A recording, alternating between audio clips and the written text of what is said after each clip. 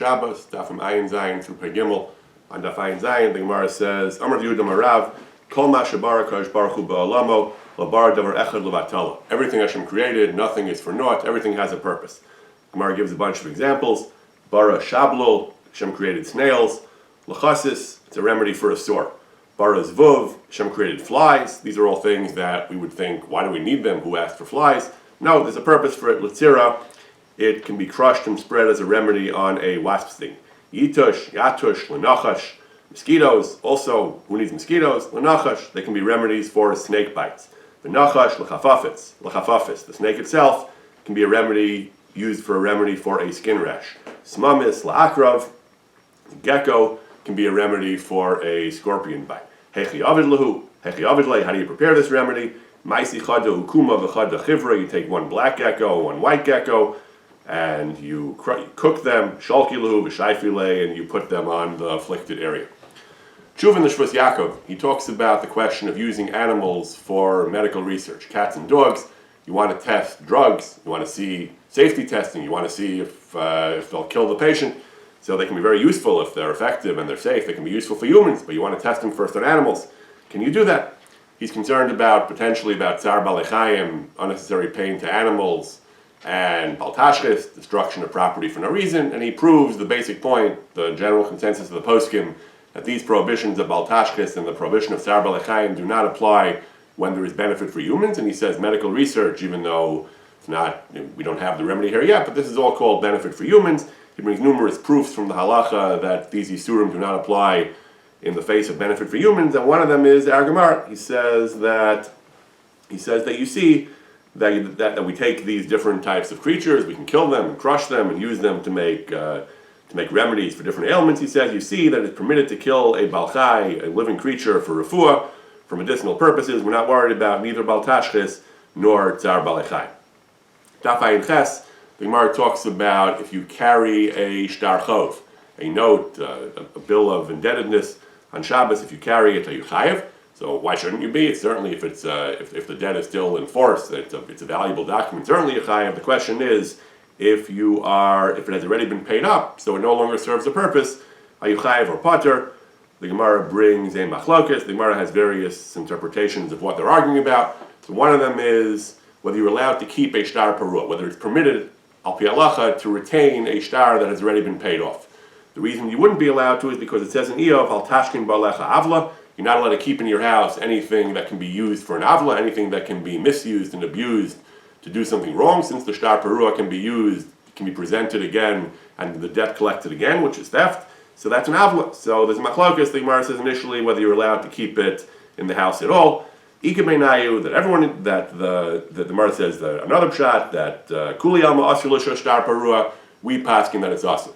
The Gemara explains that if you'd be allowed to keep it around, certainly you can't abuse it and collect the debt again, but you can keep it for lotzer al pitzel chisam, to using for stuffing up bottles. Today we would say making paper airplanes, or origami, or my son's projects. He needs lots of paper to make projects.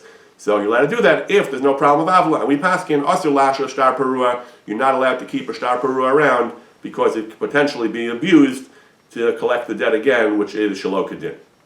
Shulchan Aruch says if the debt is only half paid, based on Rishonim, if the debt is only half paid, it's a shtar for 100 and only 50 has been paid off, you're allowed to keep it because it's a legitimate shtar. I needed to collect the other 50. However, the Shulchan Aruch says, but you have to either write on the document itself that half of it is paid off, or at the very least, write a shovar, write a receipt, and give it to the debtor so he can present it to show that he doesn't owe the other half. The Shach goes even further. The Shach says that no, that since you're allowed to keep the half-paid shtar around because it's necessary to collect the other half, even without a shover, it's mutter mikra din. The isser of keeping around a shtar parua is only if there's no legitimate use for it, except for origami or bottle stopping. If it has no legitimate use as a shtar, then you should give it back or destroy it. But if it has a legitimate use, even without a shover, the Shach says you're allowed to keep it lying around. Contemporary poskim discuss whether you're allowed to give head checks. Let's say there's a bill of indebtedness that you sign, an IOU, and you're also going to give head checks. So the problem is that the head checks will be cashed, and it can be cash, and he still has the IOU. So there are two separate documents that both give the lender some power over the borrower. So poskim actually debates whether this is appropriate to have a shtar chov as well as head checks. So in the Sefer Chevel Nachlaso, he brings the Shach, he brings the Machlokas, whether you're allowed to keep the Shtar if you have a shover. He also brings from the Sefer Piskei Choshen. Piskei Choshen talks about how people sometimes give a note and they also give checks. The Chatchili says you should write on the note that checks have been given, so to warn, to make sure it'll be understood that this note is not the whole story. There are also checks, and you should verify whether they've been paid. So ideally, that's the right thing to do, he says. But the Eved, as long as you have a clear account that has all the details of the checks and the notes, so as long as everything is clear and carefully documented, it's okay because it won't lead to any kind of abuse. But certainly, he says it's pashut that after the final payment has been made, then you have to destroy the note. You have to stamp it or sign it with paid, void, no longer in effect. The Chevel Nachlaso, discussing his case, he says he's not happy with this idea of giving head checks as well as the note, because he says, even though the Shach says that you can retain a note that's half paid, he says that's because the note itself is necessary for the collecting the other half of the other half. He says here, because he says this shtar, the way he describes his case is that they give a check without an open check for the whole thing, and he also gives individual checks when he pays. So this first check is not going to be used at all. He's going to be paying with separate checks. This first check is just what he calls iyum. It's just a threat or a warning to the debtor, to the customer, that if he doesn't pay, you're going to present this check. This check has he says it's no legitimate purpose, and therefore he says it's not appropriate. You should not use such a check. You should get some other means of securing payment. One could argue that the iyum, the fact that you want the leverage of the check itself, is a valid purpose of the shtar, even if you don't plan on using it to collect. But the fact that it's here to make sure you get paid, to make sure the lova feels the pressure to pay, the customer feels the pressure to pay, that itself is a good reason. But he feels it's a problem. You shouldn't do that. Similar question, he says. A tenant might give a check for a security deposit. He might give a check that can be used for late payments to cover, even in a case where there's no issue of ribbis, to cover such possibilities. Are you allowed to give such a check? He says it's a big problem. He says because the check is not clear exactly what it's for. It can be used and pocketed by the malva and by the maskir, the landlord, and so on. Or it can fall into the hands of the yarshim and his heirs who won't know what it is exactly. You really shouldn't do that, he says. You should have put some system in place, some clear record, some clear documentation of what the check is, because of this concern that you're not allowed to maintain instruments that can result in an avel and money being collected shelo kedin.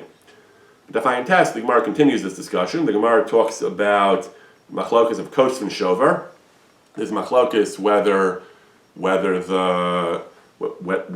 writing a shover is a valid procedure. The lova can say, writing a receipt, the lova can say, the debtor can say, I don't want to have to retain a shover. What if it gets lost? What if the rats eat it? The rats used to eat documents back then. Today the dog eats homework. Back then the achbarim, the mice, rats used to nibble on documents. The lova can say it's not fair. If you retain the shtar halva and I have to retain the shover, that's an unfair burden on me. So rather give me back the shtar. Right? Forcing me to retain a shover is not fair to me.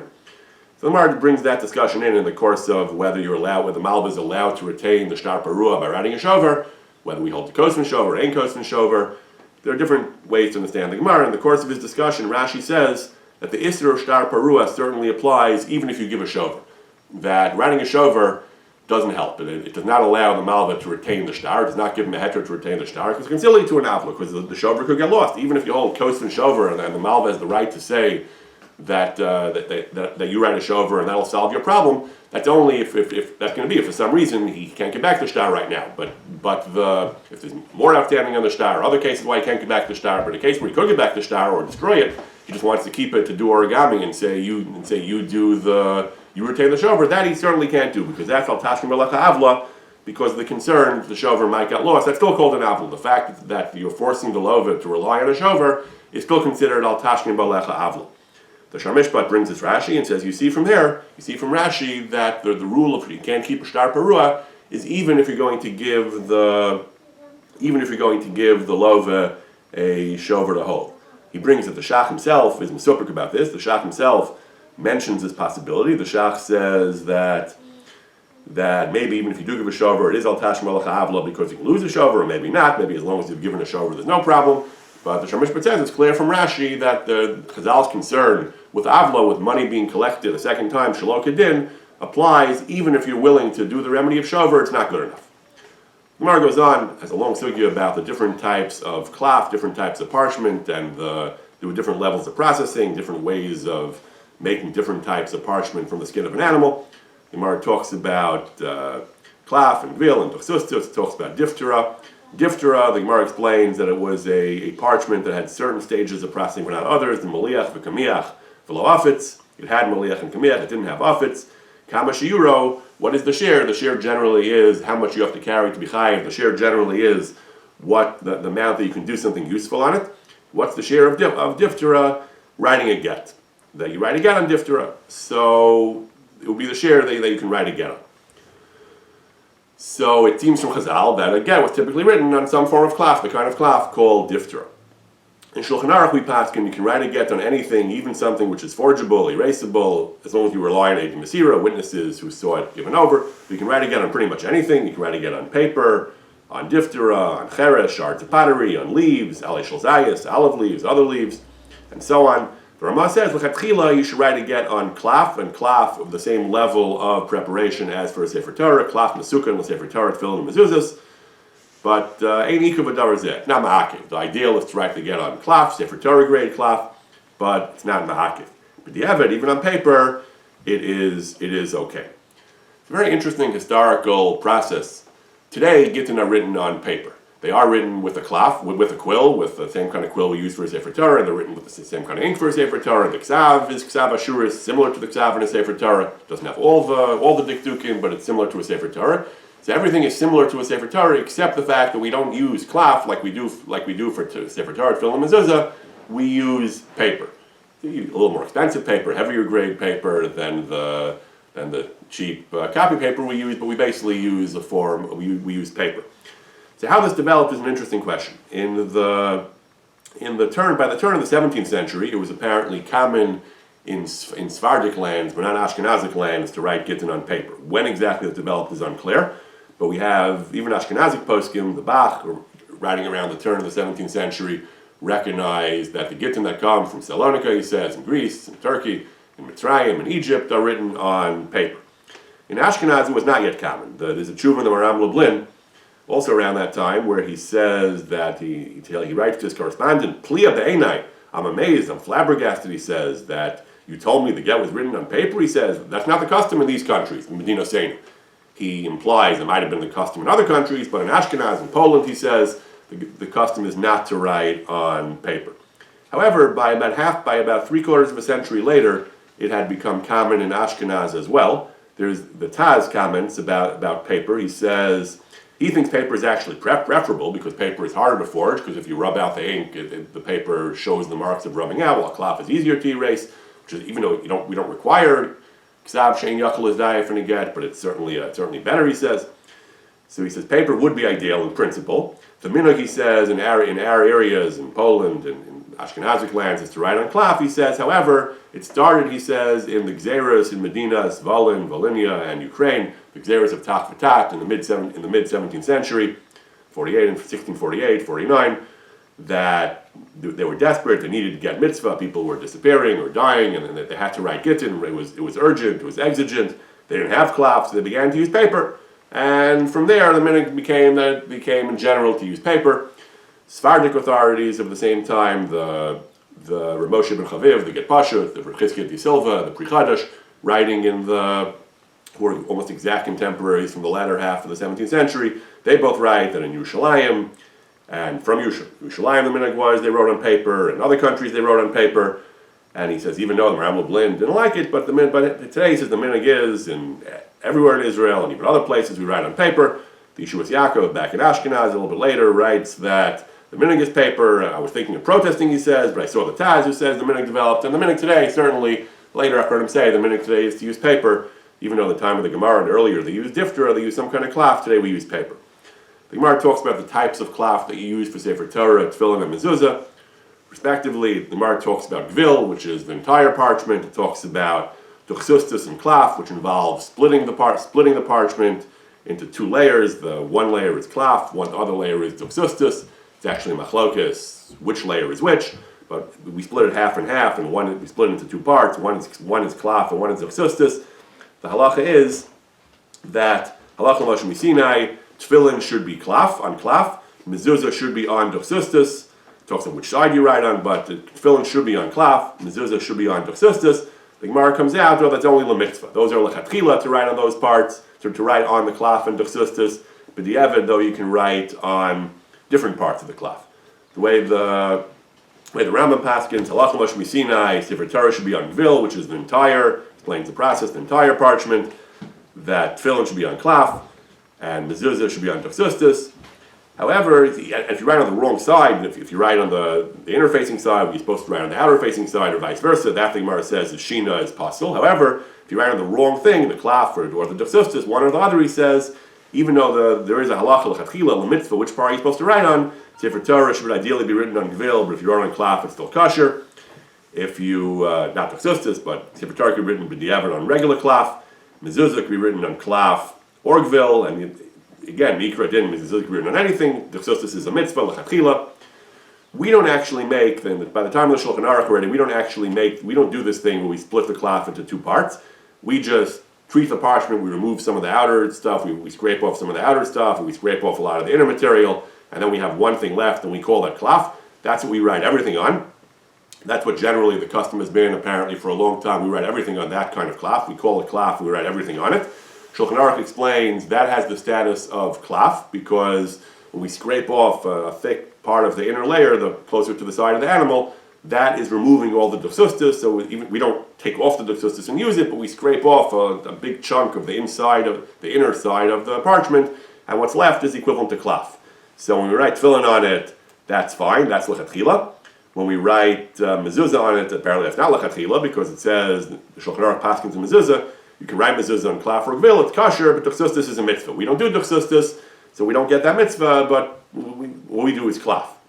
How much you have to scrape off for tefillin, which should be done on klaf, and how much do you have to scrape off to make sure it's not doxustus? So the Mishnah Berurah tells you that lechatchila you should scrape off a lot. He says the sofrim have minhagim, the simon, to know how much you have to scrape off to make sure you've gotten rid of all the doxustus. The sofrim say it's the kol makom shu nimtzu b'klaf u'nikra l'kol, that it's you can recognize it, it's visible, it's smooth. The regular klaf is not so smooth. You should smooth off that smooth. You should scrape off that smooth layer with a knife or needles. But the average, if you don't scrape off that much, some are makbid on this. Some are some say that's considered writing on doxustus, and that's a problem, especially if it's going to be the wrong side of the doxustus. So there's a question how much you have to scrape off. I'll call upon him, lechatchila, this is what we do. We scrape off all the doxustus. What we have is considered klaf. We write tefillin on it, lechatchila. We write mezuzah on it, probably not lechatchila, but that's our custom. The Gemara in Daf Pei, the Gemara talks about a jar that you stuff up with sid, and the Gemara says, if you stuff up your jar with plaster and then pour wine in it and hope that the jar, the plaster stopper will hold the wine, that's ridiculous. Rav Huna says, you're throwing your money away. This is the way Rashi explains in his sheet. He brings another pshat from his Rabbosai, but Rashi explains, you're wasting your wine. Nobody would put wine into a jar where the wine will just liquefy the stopper and all spill out. The assumption of homo economicus, rational man, that people do not do things that are irrational and waste money, kind of a self-evident principle, at least in a basic way, although behavioral economics has poked some holes in that. But poskim bring up this principle in various contexts. When we have an ambiguous action and we want to know how to interpret it, we sometimes invoke a principle that people act rationally, that when we're not sure how to interpret something, we'll interpret it in such a way that the person will thus be acting rationally. So there's an interesting tshuva in the Marsham. Someone had a calf born to his animal, and he said the fellow son, they were excited about the new calf, and he said it was born at Erev Pesach.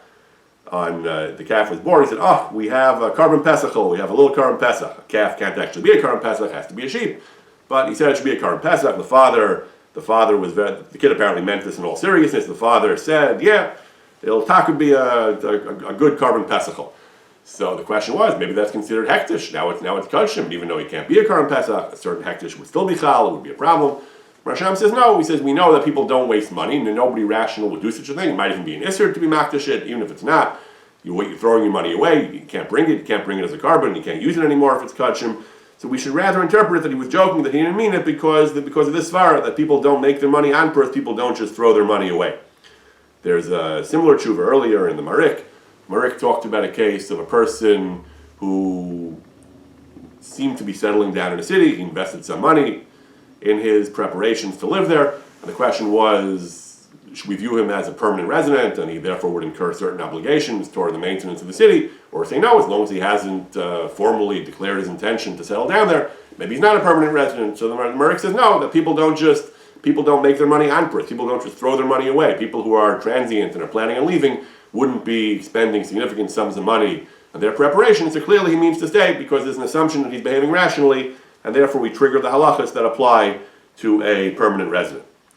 Daf Pei Aleph, the Gemara talks about how one cleans oneself after defecating, after going to the bathroom on Shabbos. The Gemara, they used to use stones. The Gemara talks about moving those stones, carrying them to the basic kisei.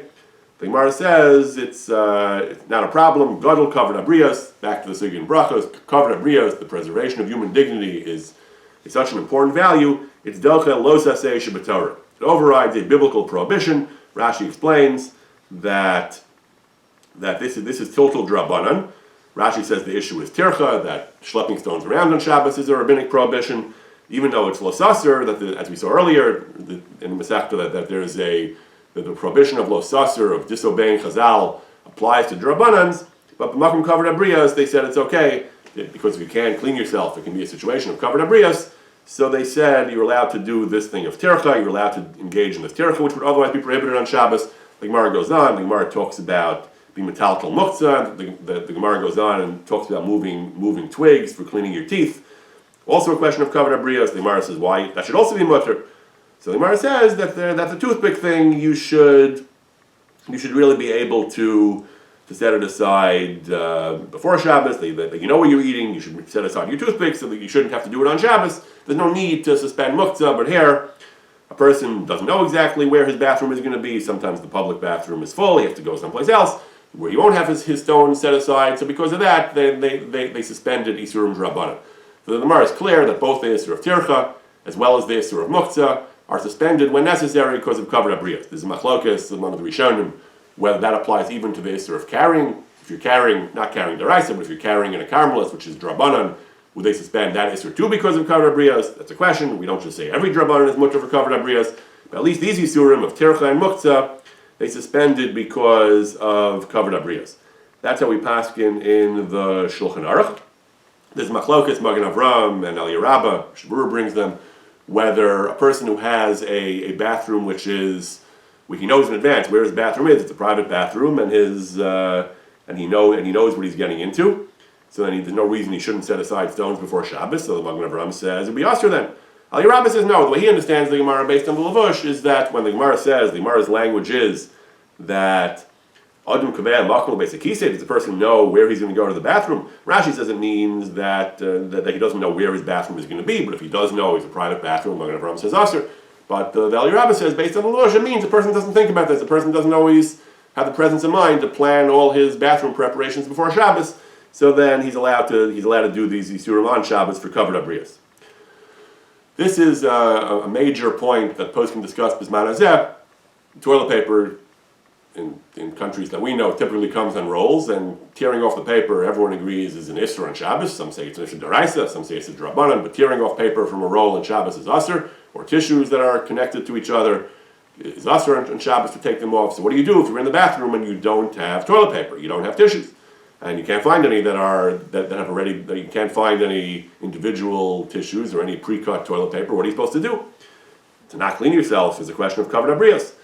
So a number of the poskim, Tzitz Eliezer, Halachos Yaakov, have argued that if we can convince ourselves, if we can be sure that the tearing of toilet paper is only drabanan, if you do it in a way that it's drabanan, then we can invoke this question of covered abrios, just as they were lenient about muktzah and lenient about tircha.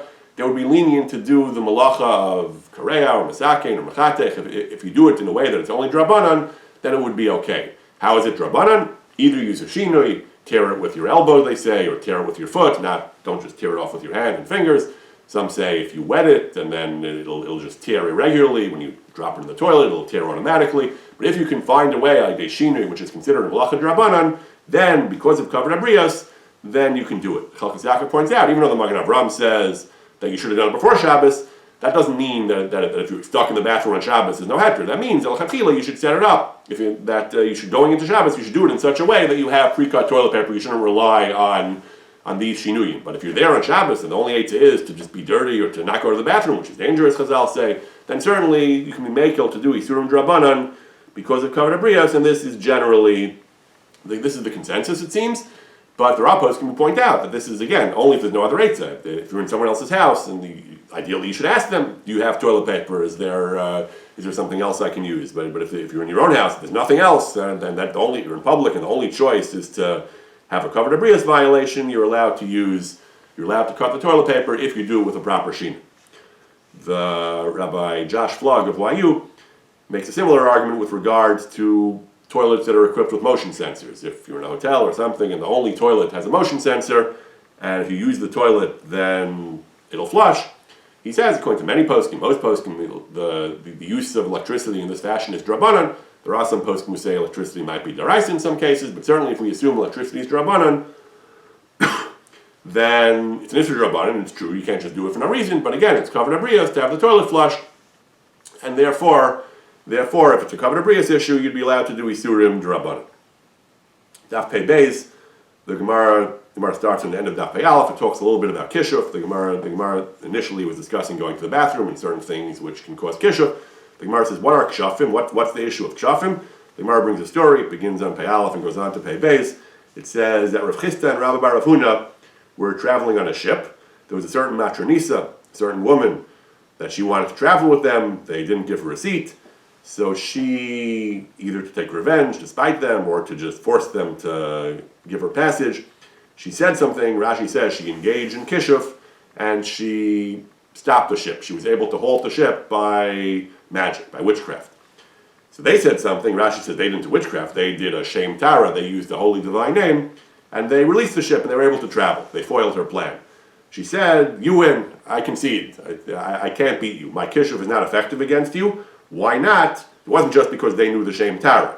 The Gemara explains, she said at least, that the reason the Gemara seems to say she was right, the reason my witchcraft doesn't work against you is because you don't do the following three things. You don't clean yourself with shards of pottery, and you don't kill lice with your clothes. You don't kill lice in your clothes. The third thing is, you don't take vegetables out from a bundle made by the gardener. When the gardener makes a bundle of vegetables, garlic, onions, you don't just take one out, you open the whole bundle. Because you don't do these things would render you susceptible to witchcraft. Because you don't do these things, I can't win. The Gemara seems to believe that kishuf is a real thing, that she would have had power over them, except that they were canny enough that they could avoid her kishuf.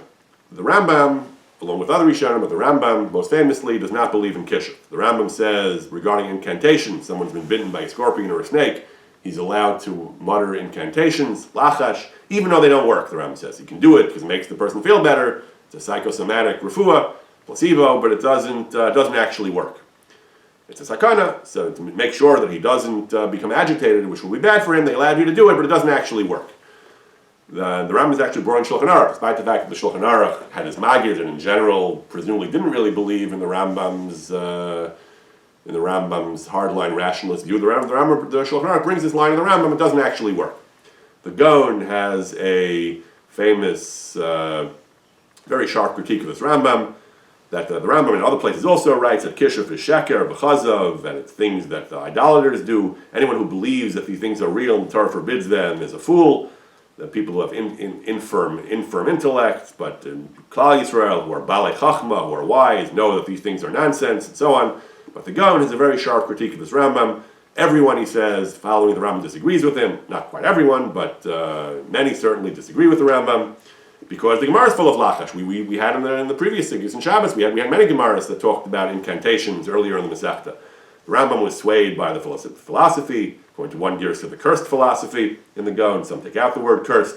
That's why he wrote that kshafim, sorcery, and divine names, and incantations, and demons, and amulets. Amulets also we had a whole sugya about in the Gemara a little while back. The Ram didn't believe in any of this. The Ram held it was all sheker, farhikuos v'akad kado, because Chazal clearly did believe in these things, the Gaon says. There are many Gemaras that are full of these things. And with one of the Gemaras, the first ones he brings is our Gemara. She was able to arrest the progress of their ship by her witchcraft. She was a witch, and they were able to foil her because they avoided the things that caused kishuf. But it's clear from the Gemara that the kishuf is a real thing. And the Rambam was seduced by philosophy, he says. The Rambam is wrong. It's interesting to note, many of the Gemaras the Rambam never really addresses. Some of them apparently he thought weren't literal, he thought were allegorical. Many of the Gemaras the Rambam doesn't really address. This particular Gemara of Kisha Da'asr Gina, of eating the vegetable, which is related to kishuf, the Rambam actually does address in a very interesting tshuva, in a very odd tshuva. The Rambam was asked about the din of katlanis. The Gemara has a din that if a woman marries and her husband dies and she remarries and the second husband dies, according to one opinion 3 husbands, we say even 2 husbands. If 2 of her husbands die, she's called a katlanis, a woman who kills her husband, is a black widow, and she shouldn't marry again because we're concerned that there's something about her. The Gemara has different explanations of what the mechanism might be, but there's something about her that is killing her husbands. So in the Yad HaChazaka, the Rambam brings the Gemara, brings the rules of the Gemara pretty straightforwardly. But in the tshuva, the Rambam was asked about a woman who had been a katlanis. The woman was a widow, she married, her second husband died. It was a yibum situation. They used to do yibum back then. Sfardim still do some Sfardim. They wanted to do yibum, but the question was, she's a katlanis. So the question was, does yibum override the problem of katlanis or not? Now, those who were nervous about it said that in the same Gemara that talks about 2 times is a chazaka, even 2 times, that once is danger. If it happened twice, we're already concerned that there's a pattern and she shouldn't do the same thing again. Marriage in this case, the Gemara says the same thing about Mila. If you did Mila twice and 2 children died, or the same 2 siblings died, you don't do Mila to the 3rd one because there's something wrong here. And even though Mila is such a tremendously important mitzvah, there are 13 covenants about Mila, Yud Gimel Brisos, but not killing people is more important. So maybe Yibum too. Yibum is a mitzvah, but not killing people is overrides that. The Rambam was appalled at this attitude. The Rambam says, Tamani Tmiya Gedola. I'm bewildered on Talmidei Chachamim, who are as wise and as eminent as yourselves, that you would have that you're so confused about the level of Yisurim. You're conflating major problems with silliness, he says, or with minor problems, he says. You don't understand the distinction between Isser Torah, Isser Drabanan, and that which is not Asur at all, which is only Meguna. So Katlanis is only Meguna. It's not Asur, it's only Meguna. He goes on, he says that you don't understand the difference between Mila, where you're actually killing someone via Dayim, if you do Mila where it's dangerous. And these types of things, he says, like Katlanis, which is only Suffolk, he calls it, people are choshish for it, Derech Nichush va'kishuf, it's a kind of superstition, it's a kind of divination and sorcery, and dimyonos and dimuyim, it's imaginary, the whole thing is very shadowy, he says. Miktas manim, sometimes they have an effect on people who are chalushi abinyan. The Ram doesn't completely say it's nonsense, but he very much downplays how serious Katlanis is. He encourages you not to take it too seriously. He says that, my opinion is, Katlanis, he says, is meguna. It's not asur, it's something slightly negative, he says. It's an ein isur b'zaklal. And he says it's like eating from a kisha to asur gina. It's like this Gemara's example of eating a vegetable from a pack without untying the whole pack first. He goes on to say the minhag is, he says, throughout Andalusia, throughout the Muslim Spain, if a woman wants to get married, she's a katlanis, we have a policy of don't ask, don't tell. We tell her explicitly, we can't marry you, but if you get married, we'll turn another way, we'll close our eyes and we won't do anything. Once you accept kedushin, then we'll go ahead and do the Shav brachas also, and the ksuva. We basically give a wink-wink kind of wink-wink, nudge-nudge. We tell her we can't do it. It's against the Gemara, but if you do it, we won't say anything. So the Rambam, he doesn't flatly say that the whole thing is a superstition and is bogus. And in the Yad HaChazaka he brings it, but he very much downplays the significance. He says it's people imagine it, and it's nichush, and it's kishuf, and it's like kisha to asur gina, which the Rambam also implies that maybe is not nothing, but it's certainly don't get too carried away. Again, what the Rambam means, if it's real, it's real. If it's not real, it's not real. The Rambam didn't believe in kishuf, so what exactly does he mean is unclear. But generally, this, in a general sense, this fits with his attitude of playing down what he considered superstitious and paranormal, not giving too much weight to it. On Pei Gimel, The Mishnah says, Minayin l'sfina shi tahora. How do we know that a ship is tahora? It's not makabel tuma. Shnemar brings the pasuk derech aniyah b'lev yam. The Gemara explains that the way of the ship in the heart of the sea. Obviously, if ships are in the sea, what's the pasuk telling you? Hakamash malan kiyam mayam tahar afina tahora. Drasha that a ship is not makabel tuma. Then the Gemara brings a brisa, a different drasha why a ship is not makabel tuma. It's like a sack. It has to be metaltel mali v'reikon. Kalim are only tamei. Certain types of kalim are only tamei if they're metaltel when they're full as well as when they're empty. Things which are too big, they get too heavy when they're full. You can't carry them around. They're not metaltel mali v'reikon. The Gemara says in nafkamina between these two explanations, the one from derech aniyah b'lev yam and the one from metaltel mali v'reikon is fina shel cheres. If you say derech aniyah b'lev yam, even as fina shel cheres, many Gemaras refer to fina shel cheres, so they used to make fina out of cheres. It's still b'lev yam, so it's going to be tahor. But if you say that it has to do with the drasha of mali v'reikon, that does not apply to cheres.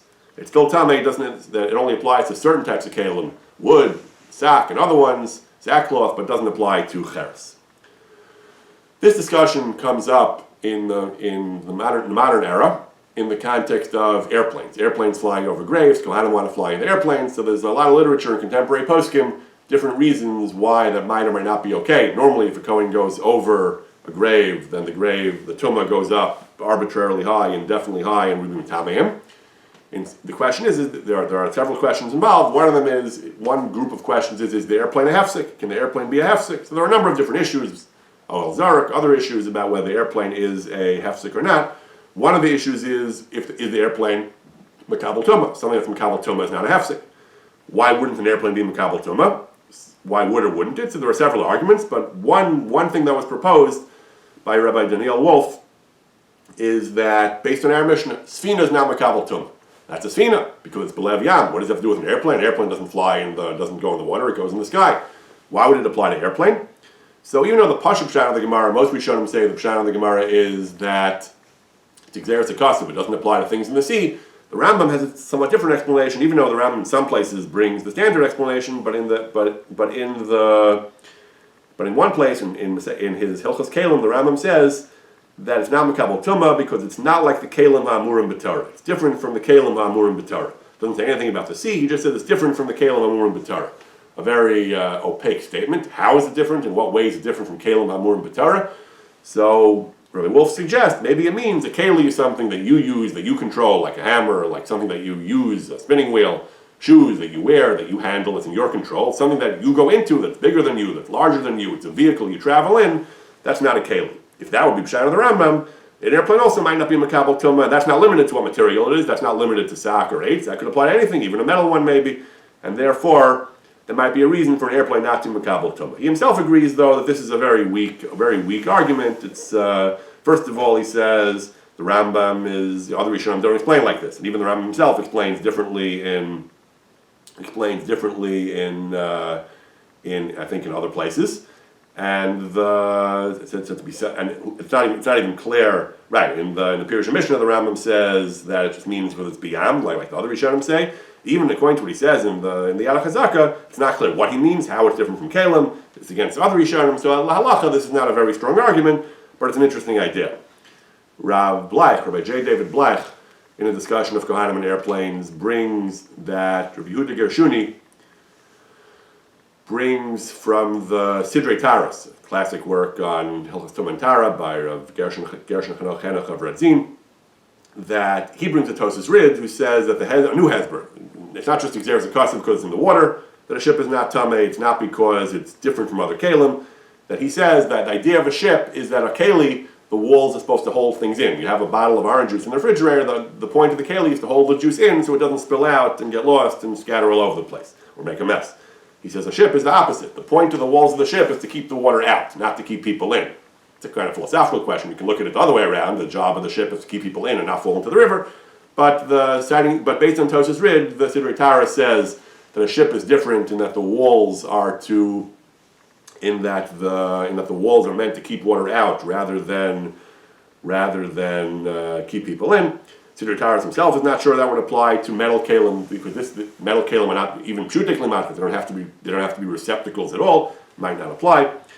But Rav Yehuda Gershuni tries to argue that the same thing could apply to airplanes. An airplane also, he wants to say that they're designed to keep the air out, so they'd be like boats, but the question is, since they're metal, it's not so clear.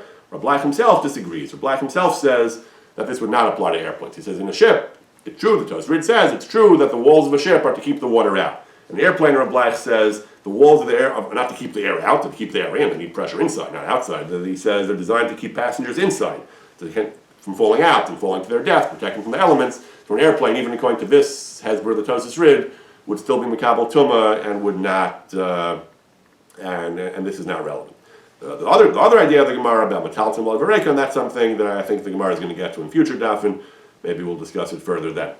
One last thing, in honor of Shavuos, the Gemara says, on the end of Pei Gimel, the Gemara says that the Gemara says, a person should always learn Torah. Afilu b'shas misa, even when a person dies. Shenemar v'zos Torah adam kiyamas ba'ohel. This is in the parasha of Paraduma, but Chazal darshan regarding limud haTorah. They say that a person should learn Torah. So the first drasha the Gemara brings is that the adam kiyamas ba'ohel, even b'shas misa, a person should learn Torah. The second drasha is even more famous. The second drasha is that Rish Lakish says, Ein divrei Torah miskayim el mishamemes atzmo aleh. Torah will only truly take root, will only be retained and firmly established in someone who kills himself for Torah. Someone doesn't mean literally kill, pashtus, it means deprive himself, patz melach tochal, who is willing to give up creature comforts for the sake of learning Torah. As it says, Zos HaTorah adam ki yamas ba'ohel. Rambam brings this down in Hilchos Talmud Torah. Divrei Torah are only miskayim, someone who's marpach mo'aleh, who weakens himself, not among those who are lomdim mitoch idun, who learn and pamper themselves. These are all based on different gemaras and different statements of Chazal. Dr. explain where the Ram got these from. Rather, it has to, so someone who is ma'aden atzmo, someone who pampers himself and indulges himself and has achil and shtia, he's not going to be successful at Torah. Rather, Torah will only be miskayim, will only have duration.